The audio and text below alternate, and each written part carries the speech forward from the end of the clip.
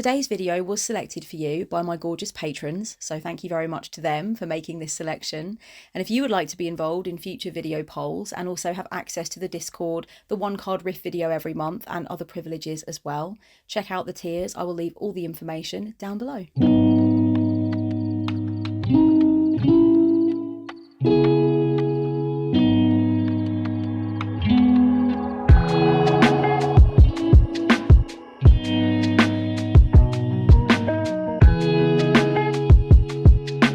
Hello there, spiritual sugar dumplings. As many of you already know, if you've been following my channel for a while, I like to think fairly regularly about how to inject more self-love into my everyday reality. I like to be vigilant when it comes to where I might be dropping off with self-love, and I like to think about how I can put it into the mix more. And that is what this video is about. It's just some things I've been thinking about lately, contemplating on things that I think it might be somewhat useful to deliver to you, and just things I've been riffing on, journaling about, considering things that have been needing to come back into my life more, or that I haven't thought about for a while, or that have really helped me, that I would like to pass on to anyone who might need it.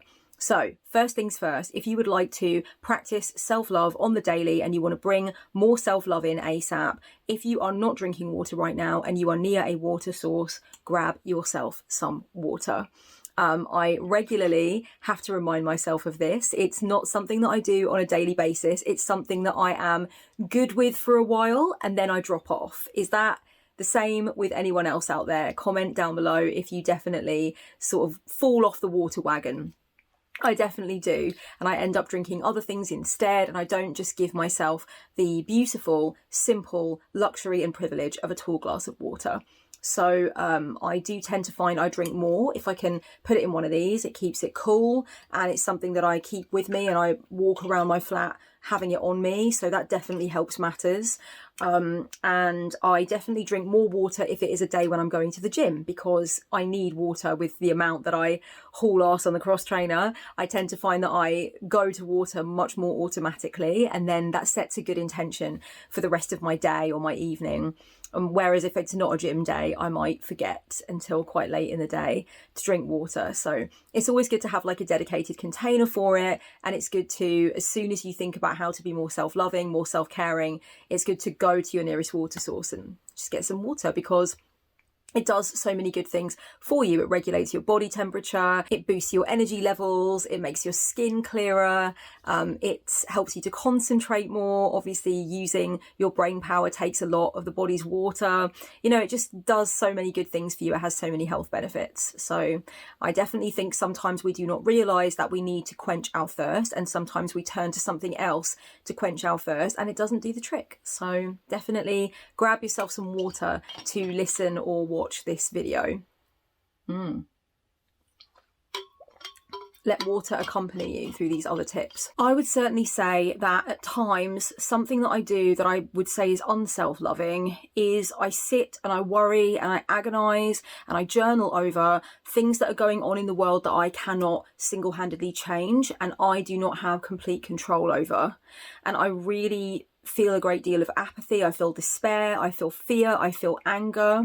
And I think although those responses are completely natural, and I'm glad that I have those responses because it means I'm a human who's in touch with their humanity. So it's natural to have those responses and those combinations of responses. And it is not self-loving, in my opinion, to stew in those emotions, you know, to sit there and to really go into complete powerlessness, to focus only on all of these things I can't control, to focus on how unfair it is that I can't control them, how stressful it is, and to let that create this allostatic load in my body, which it does. You know, I have felt it. I have felt that heaviness, that weight, that burden, that ill health that comes from just focusing on these things that I can't change, I can't control, that are totally unfair, completely unjust, terrifying, and that there's nothing that I can really do about them single-handedly. I can't put a stop to these things that are happening, right?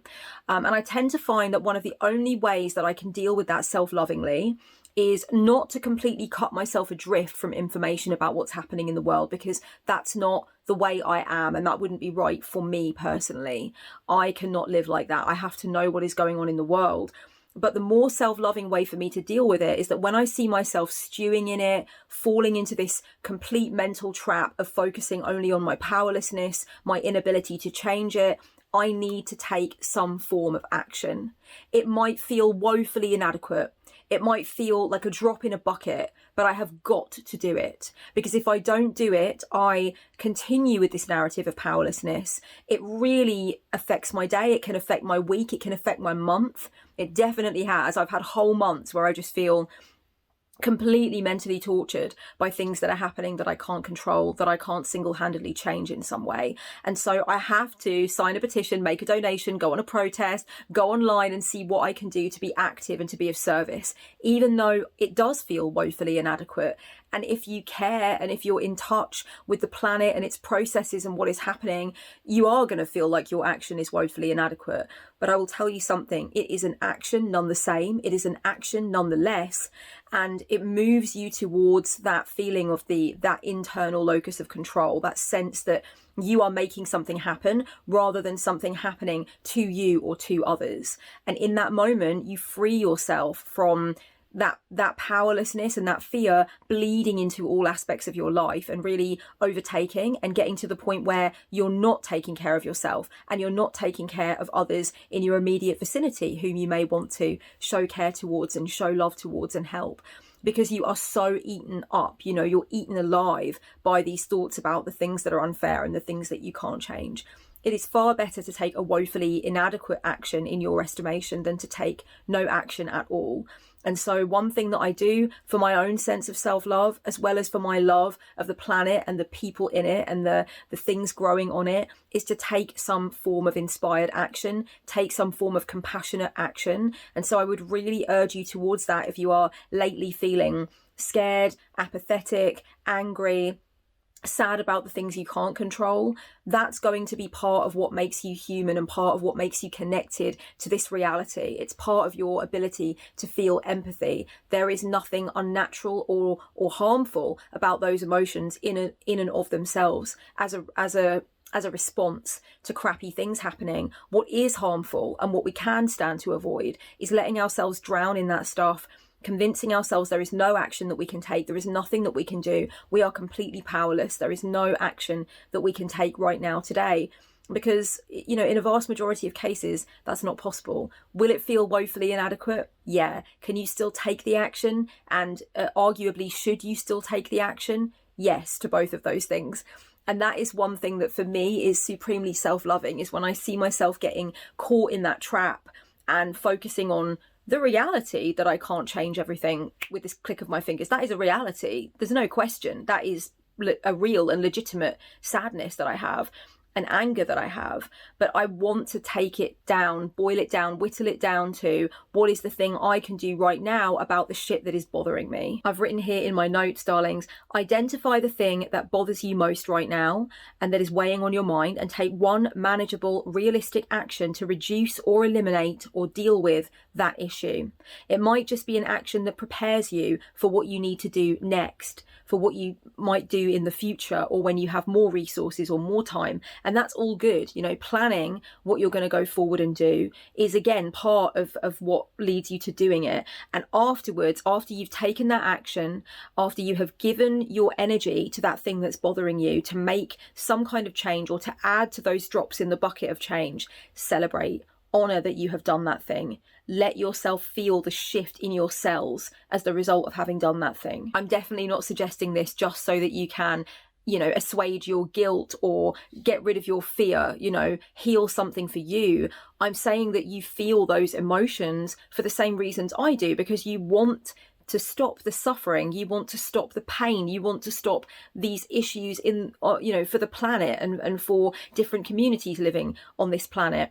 That's a good thing, but is it actually of use, and can it actually do any good if we don't act on it? So this is something that we'll do many times through our lives. But do I think it's a self-loving thing as well as being for whatever community we are helping? Yes, I think it's definitely also very self-loving to refuse to sit and wrap ourselves in the cloak of victimhood and powerlessness, and actually to get out there and say, I can do something right now. I can do something without leaving my home. I can go online and figure out what needs to be done. There are people right now dealing with this that can tell me what it is that I can do to be of service. And I will listen, I will read the instructions, and I will follow them. I really feel like if I have to feel some of the things I feel, they sure as shit better start to work for somebody. They sure as shit better have some compassionate and genuine human action attached to them after a while. And that's what I have to do to reframe it in a self-loving way. Make your habitat into your home. I would say that this is true whether you are living in a room in your parents' house, whether you're living in halls at university, whether you have your own home and you've had your own home for many years, whatever is happening, wherever you are right now, whatever is going on with you and where you have your accommodation at this present time, there is something that can be done to take the sort of dwelling space and make it into something more comfortable, more homely, more nourishing, more in alignment with your true personality, less disorganized, more simplistic, more comfortable. There is something that can be done, and it does not always have to involve money by any stretch of the imagination. A lot of the time that I've done the things that are the most comforting for me and made the most conscientious changes that made me feel more positive about my living arrangements, it was to do with simplifying, decluttering, having more space on the floor, having things away where they need to be. And that is an expenditure of time, but it is never an expenditure of money. I have never had to spend money to do that. And quite often when I have bought myself a lovely new pillow or a set of fairy lights or a lovely piece of art or something like that, it's lovely, but it's a different kind of feeling. Spending the money, having access to a few nice things, that's one thing. But actually taking control of the space, taking true ownership of it, even though I do not own my flat, okay, I pay rent. Taking ownership of the space for this moment in time where I'm living in it, I'm occupying it, that is something that I don't need to part with money for. And it's never mattered whether I was completely broke or whether I was doing okay. That's something that I can give myself. It has been so useful for me to remind myself over the course of time that putting the effort into making my habitat into a nice, cozy home that reflects my style and makes me feel safe and comfortable doesn't have to be a task that I do all in one go, especially not if I'm coming out of an episode of depression, for example, and I've spoken about my depression before on the channel. I'm going to get a playlist together, so I'll leave the playlist link down below if you want to learn more about my journey with depression. But when I'm coming out of a depressed episode, there may be quite a few things that have been left undone. There may be a big pile of laundry to do or a big pile of laundry to put away. There might be stacks of books or paperwork in various places. There might be a need to clean the bathroom. These are things, and if you have never dealt with the darkness of depression, you are there might be a likelihood that you will raise your eyebrow at this, but there are things that you just do not do, okay? You do not care necessarily about cleaning your toilet every other day and having it immaculate and pristine and gleaming when you are really trying to work very hard to want to be here on this earth, okay? There is just no way that is an obligation that is very high on your list of priorities. So when you come back into your ability to spend some energy there to do that kind of thing, you might have a number of things left outstanding. It is therefore not going to be self-loving for you to tell yourself that you've got to do all these things all at once. You've got to have the place spotless in one day. You've got to have gone round your room or gone round your flat or your house and actually taken care of everything so that you sit down and you know that everything is gleaming and everything is back in control. Come on, we know that that's not realistic. So over the course of time, especially dealing with depression in the way that I have in my whole adult life, I have learned that it is really good to do things gently and softly and in pieces, rather than to tell yourself, that everything has to be done immediately. And I failed somehow if I only took one small step at a time. I tried to celebrate every win. I am one of those people that believes that you should get a fucking gold star for every piece of adulting that you do. And, sometimes I've spoken with people both personally and professionally over time, and they've said to me, Kellyanne, I feel a bit silly about giving myself credit for doing these things that are just things you should do as an adult. I mean, I don't really deserve a gold star or a lollipop or, an award, a treat for doing something that is just what adults need to do. I respectfully disagree. I want my gold stars. I want my fucking gold stars. Consensus reality is hard. Adulthood is hard.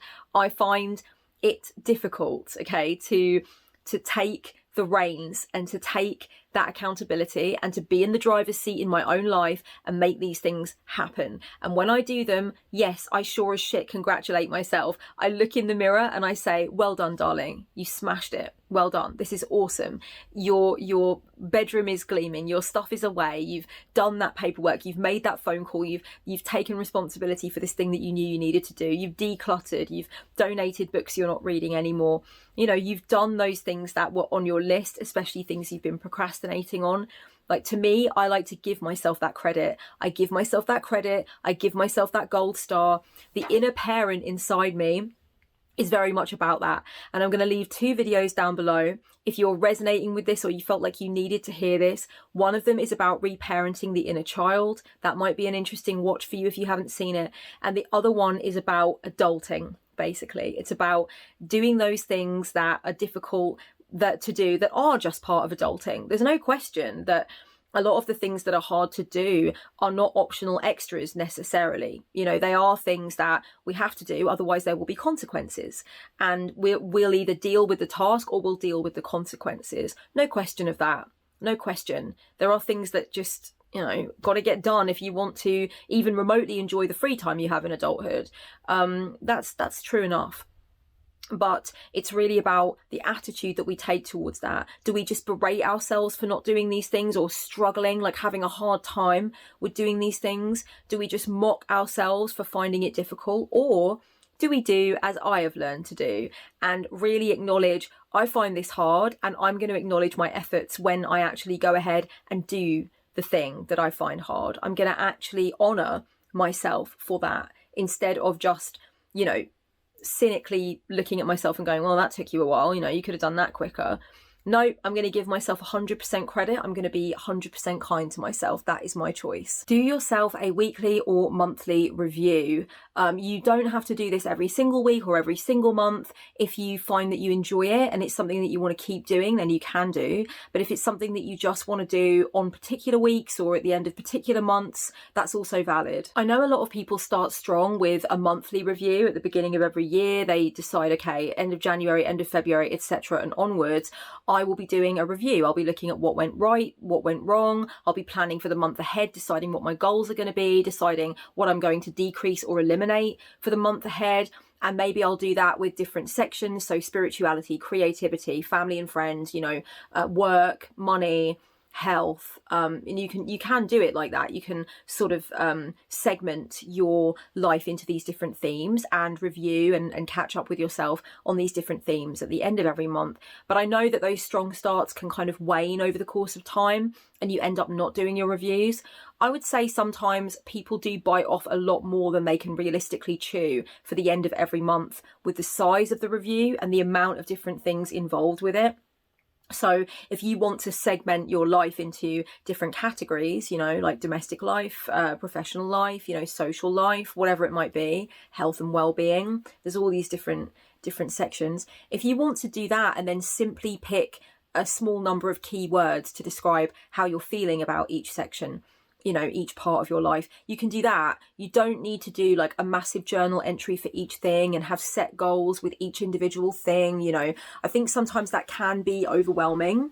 And I do find that those strong starts usually wane over the course of time because the concept of the monthly review or the weekly review is such a big thing that it almost feels off-putting and it feels tiring. You know, you approach the end of the week or the month, however you like to do it, and you're just kind of like, oh my goddess, I've got to do that massive review. I've got to go into all these different things and I really don't want to.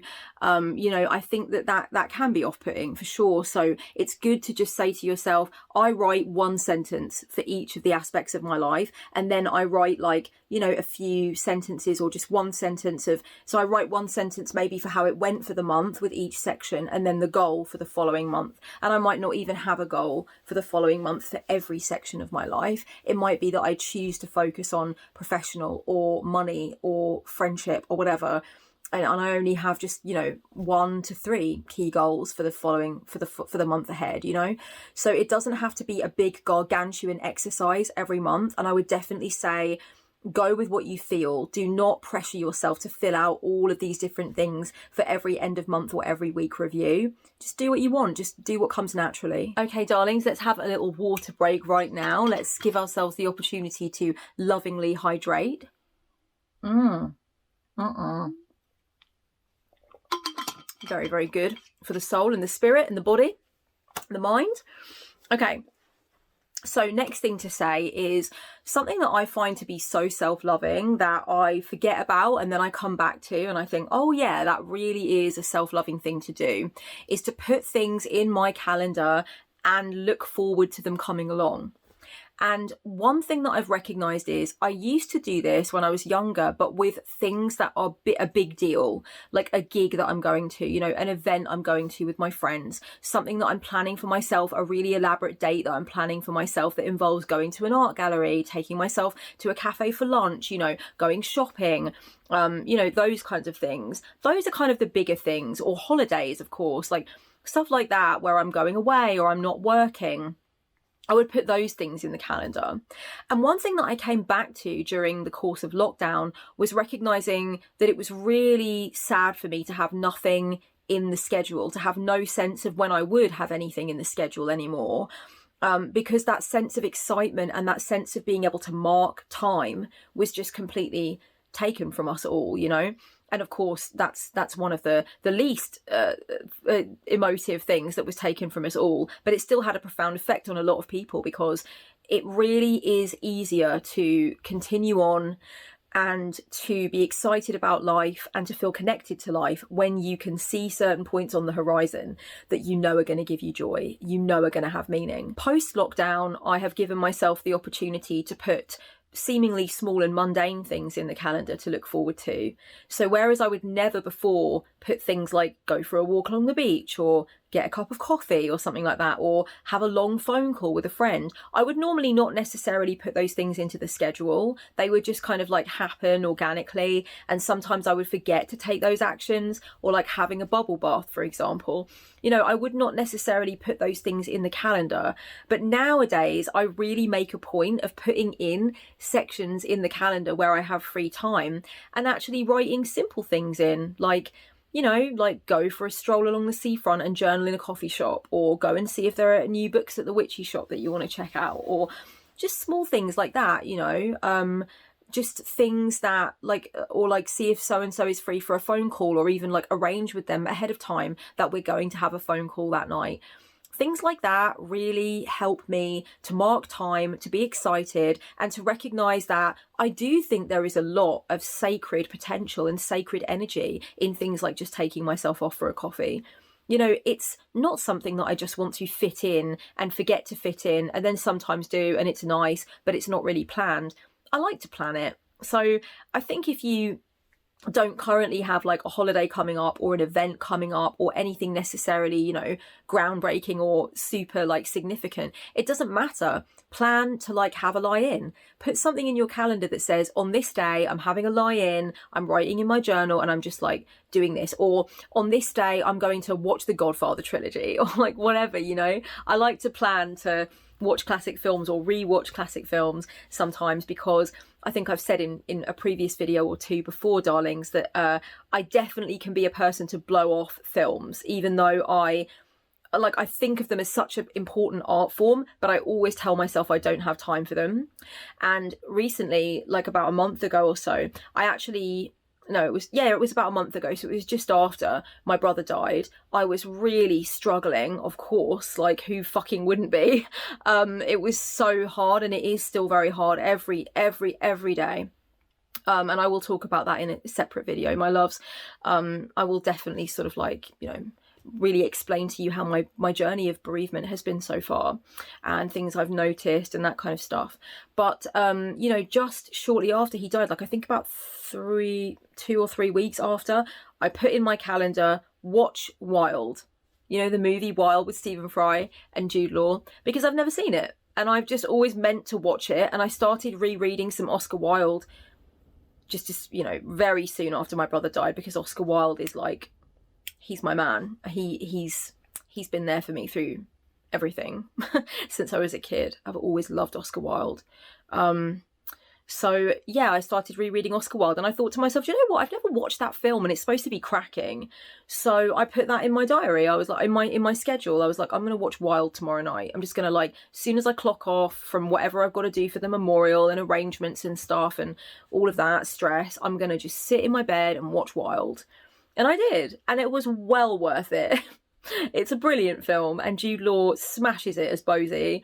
And of course, Stephen Fry does a very empathetic and profound job of playing Oscar Wilde. So yeah, like just small things, just seemingly really small things that you can be like, oh yeah, I've got that coming up, you know. And I think that can be something significant for everyone, whether you are able to go out and do the big things right now, financially, physically, or otherwise. You know, a lot of those significant big events, it doesn't matter whether or not you can do them right now. You can always put something in your schedule and say, that is time where I'm going to do that. I'm going to reread that. I'm going to watch that. I'm going to have that moment where I just watch a sunset and I don't have my phone on me.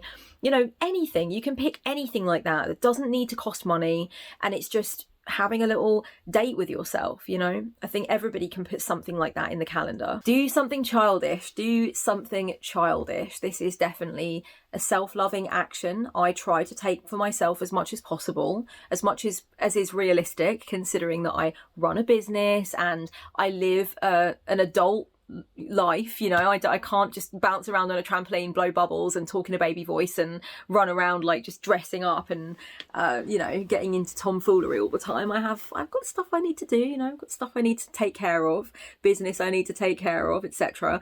But I try as often as I can to like blow bubbles or watch Powerpuff Girls, you know, and just sit and, you know, like eat food, eat sweets that I used to love when I was little, insofar as I can, being plant-based.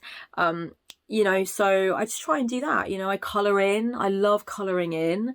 I like to colour in public. Like, I like it when kids come over and see what I'm doing. So yeah, I get a colouring book and just colour in. It just gives me joy. Or I read books I read when I was a kid, when I was younger, like Paddington Bear. I used to love reading The Complete Adventures of Paddington Bear, and I still like to get that out and read it. I still love to reread Narnia. As many of you know, I'm a huge fan of the Narnia Chronicles. You know, so it's just things like this, really. You know, just do glitter makeup and put dresses on and dance around. Yeah, do something childish. It's really as simple as that.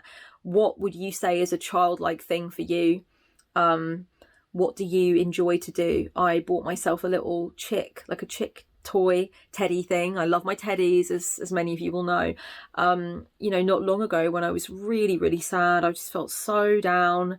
And it's a very difficult, dark time for me right now, sweetheart. And I just come across this little chick that was in kind of the Easter teddy section in a shop, and it was just so cute, and I gave him a name, and you know, I just love my teddies. I always will. Doesn't matter how long I live for. I could live well into my 80s and still be fond of a teddy bear. And that to me is feeding my inner child, giving my inner child what she desires, and you know, just letting her enjoy herself and acknowledging that she is still there, she is present and correct, and letting her have her free reign as well. I definitely think my love of headdresses is partly fueled by the inner child. This one is absolutely stupendous. This is a wedding kind of headdress. I would definitely wear this to a wedding. I'm waiting to be invited to the next wedding so I can just wear this. I love headdresses. I will leave down below the Etsy shop that I got this from. My friend makes these. She's a very, very talented costume designer, and she makes beautiful headdresses. So if you're looking for something in the way of mystical, magical goddess headgear, or just deity headgear, actually, this definitely doesn't need to be goddess only. There's, I think, any mystical, magical, divine being would wear this and definitely get away with it. So yeah, if you're looking for something like that, if you're in the market for that, then I'll leave the link down below for you. Okay, we're into the 7th thing that I want to say when it comes to being more self-loving, making self-love into a daily practice. And you know, this, like all the points that I've made in this video, not everything is going to be right for everyone. Please check the disclaimer in my down bar. Okay, it's very important that we stick with the disclaimer. I do not know you from a hole in the wall. I am not trying to advise you specifically. I'm trying to advise anyone watching this generally. So pick what works for you and leave the rest by the wayside. But I think one thing that could help a lot of people to mention right now is warn people, prepare people for what it is that you're going to be doing that's coming up. I think that a lot of people don't make the self-loving choice for themselves because they are worried about how it's going to affect other people, how other people are going to respond, what other people might say, how the judgments might come about from you doing something that is self-loving. So, for example, I know that a lot of people do not make positive decisions about what they want to do on their birthday or Christmas or Easter or during the kids' school holidays because they are very worried about upsetting the family. They are very worried about their family being shocked by the decision that they have made to pull away from these things or not attend certain things or, you know, have more time either side of the events rather than spend it all with family or rather than spend it all with in-laws or whatever it might be. I feel like it's often the case that giving people a good long run up to a specific self-loving change that you're going to be making is a good idea. You know, a lot of the time it is a good idea. You know, like for example, letting somebody know way ahead of Easter or Thanksgiving or your birthday that you are not going to be doing what you would normally do. You're not going to be coming over. You're not going to be involving yourself in family get together. You are going to go off alone and have like your own little thing. Sometimes if we give people enough time to get used to it, it makes it way easier than springing it on somebody a week beforehand and them feeling like they have the right to get in their feelings because they've probably already at least mentally planned what they were going to be doing for you and with you, if not actually practically planned it and put plans in place. When you give someone a long run up so you can prepare them for the change that is coming, often they take that as a mark of respect towards them, and it also gives them more time to emotionally get used to it and kind of put it into their awareness of what is going to happen, rather than making them feel panicky, making them feel like they've made plans for nothing, making them feel like they are entitled to tell you what to do, which very often they are not. But if we spring things on people, often there's a little bit more of a fractious energy around it. So whereabouts can you give somebody a nice long run up and just say, hey, by the way, on this particular weekend, I'm not going to be available because I'm just going to go off and I'm going to have this retreat kind of thing. I'm not going to have my phone on me. You know, by the way, I need to switch things around on this weekend because I really want to do this. And, you know, what do you think to this or whatever? Give people time to get used to the things that you are changing rather than, you know, spring it on them in a way where you're going to end up trying to manage their emotions. Either because you feel like that's your responsibility or because they are making it your responsibility. Or sometimes a little bit 6 of one, half a dozen of the other, to be honest. Actually, this brings me quite neatly on to point number 8 that I really wanted to mention, which is recognize your control fallacies. You know, there are 2 kinds of control fallacy. There is the control fallacy around you having ultimate control of things and needing to take action accordingly, or the control fallacy around you having no control over things and not being able to take any action because nothing you do will help. It kind of goes back to what I said earlier about, you know, taking action when you're bothered by something that you feel is unjust or is stressing you out. It's very self-loving to decide to take some kind of inspired action on it and then leave the things you can't control. Just really take action in the way that you can. And that really helps to get rid of the control fallacy that leaves you feeling like you can't do anything to help anyone or any issue at any time. That simply isn't the case. You know, you are powerful. You have some power. It might feel like the power that you have is woefully inadequate, you know, in relation to what you wish you had. And I get that. I understand that. But there is power, and there is power to be flexed. There is a muscle of power to be flexed there, and you can do that. So have a look where your control fallacy is right now. You know, a lot of people, I think, have a control fallacy around how much they can help somebody else to do better in their life, you know, have more positive emotions, feel better about the situation. You know, there are lovely, nice things we can do for people. There is definitely empathy that we can bestow. There is help that we can offer. There is nurturing that we can give. But ultimately, you could give all of that tenfold and still somebody could be in the absolute pit of darkness or feeling, you know, completely lost and bereft of any joy. And you could have done everything in your power, but if they are not in a frame of mind or they're not currently in a place in their life where they can see things differently, do things differently, that's not your fault. You do not have the ultimate control over how somebody else's life is going. they also have to, very often they also have to take some control, take some responsibility too. So that can be a control fallacy. And then it's also the case that we can convince ourselves we have no control. There is no decision-making process we can go through. There is nothing that we can change. And very often that is an understandable mindset, but it's not the truth. So I would ask you to have a look at where you have some fallacies, some mental fallacies relating to control. Whereabouts are you telling yourself that you have all the control? It's your responsibility. You're the one that's got to get all the shit in order. Because very often that is a fallacy, and it's based on overgiving, or it's based on, parentification when you were a kid. It can be based on a number of things that I've noted, but then also there can be the control fallacy around having no control, being able to do nothing, being able to change nothing.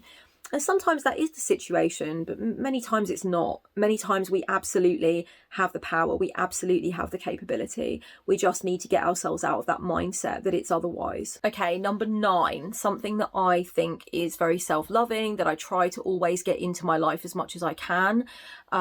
It's all to do with contact with other people, the way that you communicate and correspond with other people.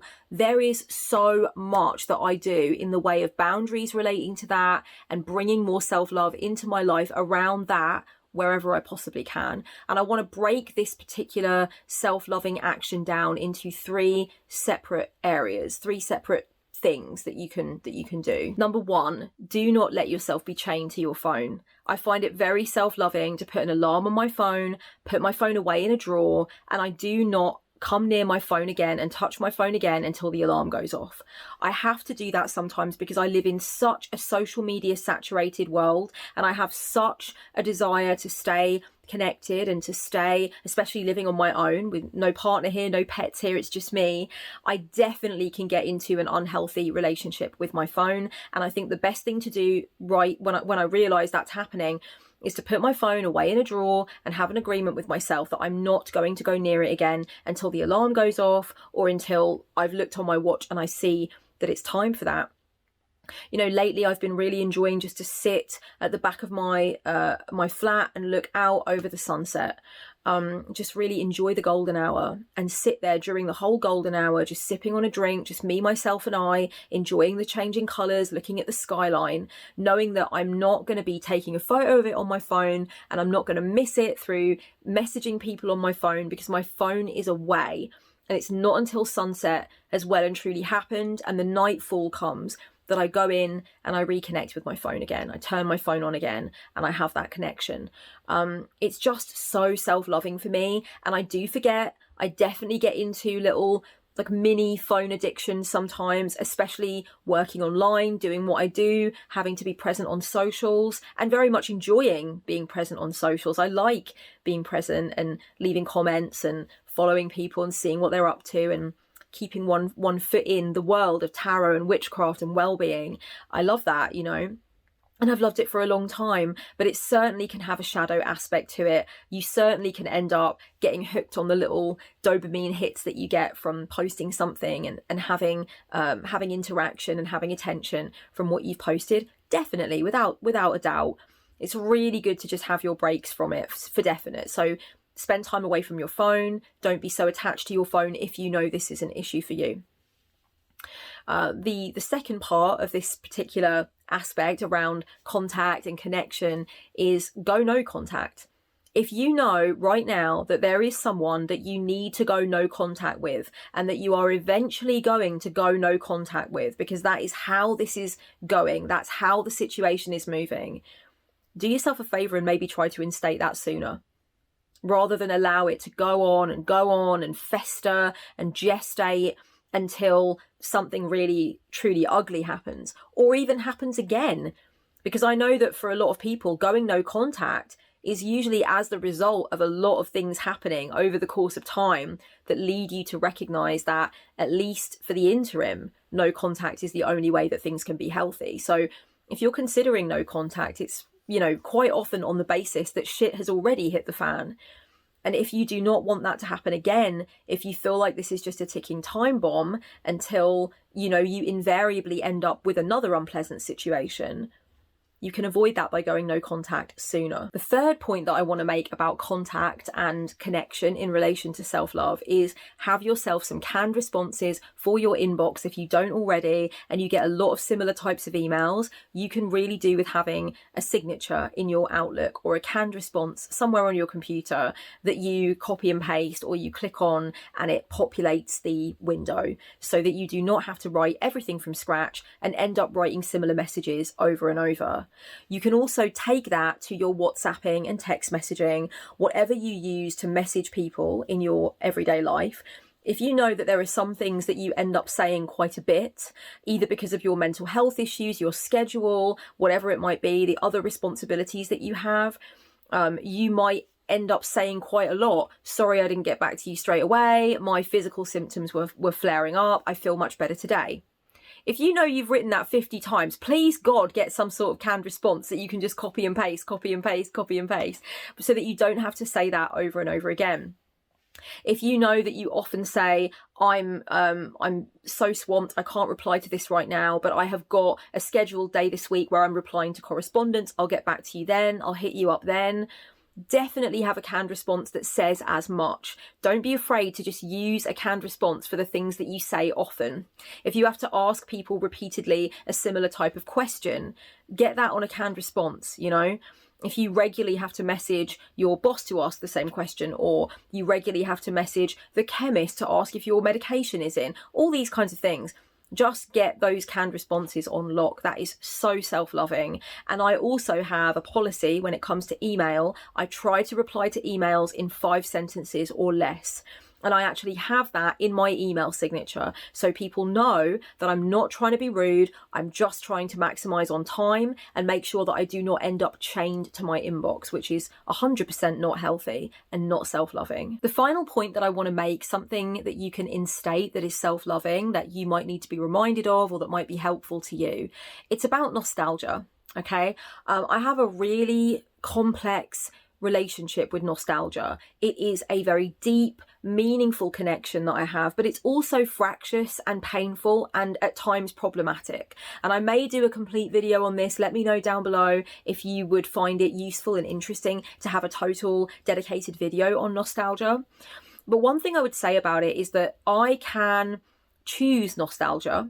I can feel that it's building up around a particular thing, a particular time in my life, a particular sort of type of music that I love, particular situations from the past that are coming back to me, phases that I went through, things I enjoyed, aesthetics that I enjoyed, whatever it might be.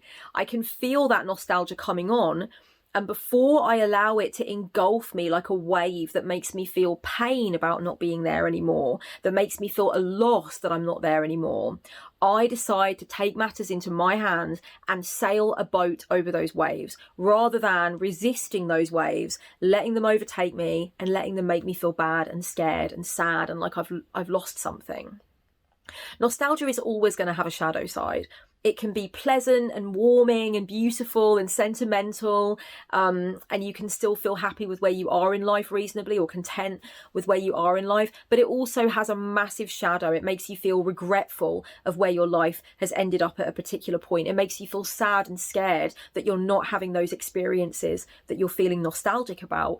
So for me, it's really important that I take control and I say, I'm feeling nostalgic. I'm going to immerse myself. I'm going to choose a date and put it in the calendar, schedule for it, and say, I'm going back down memory lane that night. I'm going to let myself do whatever it was I was doing then. I'm going to give myself access to those things I was having then. Now, obviously, I can't do that all the time. And you're going to find the same. If there was a particular person you used to talk to and spend time with, but you know it's not healthy to contact them, you cannot literally contact them. You might want to go through the old messages or old photos of the two of you together, but you can't literally contact them. And the same if the person has passed away, you can't contact them. Not in any usual way anyway that we would think of in the material realm, in the physical realm. And it's the same if, you feel nostalgic about a substance you used to do, or an unhealthy lifestyle that you had, unhealthy choices that you were making. You're not going to want to go back to them literally, but there are ways that you can access portals into nostalgia of things you wore during that time, or things you listened to during that time, places you went, maybe looking at photos, that kind of thing, provided that it is safe for you and you are at a point in your recovery and healing where that is possible. Everyone has to choose their level of depth that they go into with nostalgia. There's something else that I want to say about nostalgia too before I wrap up this video, darlings, and it's about anticipatory nostalgia. I have a problem with that. Anticipatory nostalgia is where you feel nostalgia for something that you have not yet lost or said goodbye to. So there's a reason that this started to happen to me, and you might be able to locate your own reasons for why you might experience it. And for some of you, a penny is just dropped, because not everybody knows about this term, and sometimes when people find it, they're like, oh my god, that's what I have. I'm enjoying the love match that I'm in, the relationship I'm having, the holiday I'm on. And instead of being in the moment, I'm anticipating already the nostalgia that I will feel. And I'm feeling the nostalgia already for something that I'm actually in the midst of. And I'm trying to suck the marrow out of the moment. But instead, I've already put the moment under glass in the museum of my memory. And I'm sad that I don't have it anymore. When actually, I have it right now. It's happening right now. You know, I have that. I definitely have that with connections. Definitely. I have anticipatory nostalgia. I just like... or you can say anticipatory nostalgia, however, wherever you want to put the stress, okay? The stress can move around in English sometimes. But yeah, I do have that, and I try to catch that when I'm experiencing it. I really try to let myself experience the moment without that. And sometimes it's just a simple case of noticing, whoa, I'm missing this moment, instead of just enjoying it. Sometimes when I'm with a person and I'm having anticipatory nostalgia, I will actually mention it to them. So rather than just keep it to myself, deal with it and get back to the moment, I make it their problem. I actually say like, oh, I missed this already. You know, this is going to be a distant memory soon enough, and we're probably not going to speak anymore, or we won't be here anymore on this lovely trip or whatever. And I've stopped myself from doing that, because at least if it's going to be my problem, I shouldn't make it other people's problem, you know. But I try as much as I can to just come back to the moment, just like place myself in the moment, center myself in the unfolding, as opposed to imagining it all unfolded and just kind of looking at it with that sort of misty-eyed, teary nostalgia. Okay, my darlings, I am now going to go onto Patreon so that I can do an afterthoughts episode for my doll faces and Pop-Tarts, because I would like to talk more about the in-depth experiences that I've had of being self-loving during my time of bereavement, and really talk about kind of like dark nights of the soul and how my decisions around self-love relate to that. So if you would like to watch that afterthoughts video, become a doll face or a Pop-Tart over on Patreon, and I will deliver more goods to you on the subject of self-love and how to practice self-love when things get really crunchy, really savage, and really out of hand. I'm going to be talking about that, and I'm going to get really personal. I do tend to get more personal in the afterthoughts episodes, so come over if you would like some of that. In terms of what I can offer to you, my loves, like I said, I will leave down below the playlists for Self-Love September for the various years. If I didn't say that, then I'm saying that now. And a few other videos that I recommended. I'll also leave below links to my self-love reading. I am a professional tarot reader, and I offer a self-love spread. So if you want to have your cards read to help you understand how to implement self-love more on your personal journey, where the difficulties might be and what you can do about that, then come over and grab a self-love reading, get booked into my schedule. We are now booking for May, June and July, so there's plenty of availability open. I will also leave down below the link to my counselling session, that would be silly, my spiritual counselling session and the spiritual counselling package, if you would like to give yourself a gift by having time with me, hashing things out, you know, coming up with actionables together and a strategy for improvement and greater happiness and good feeling whereabouts you need it. You know, you always can come and work with me on that. Thank you so much for joining me for this video. Thank you again to my doll faces and Pop-Tarts for voting for this video in the very, very nail-bitingly close video poll that we had this month. Nail-bitingly close. There was only a few votes in it. So yes, thank you so much for voting for this video, darlings. I really appreciate you so much. Yeah, much love to you all, and blessed be. Mwah. I'll be back soon.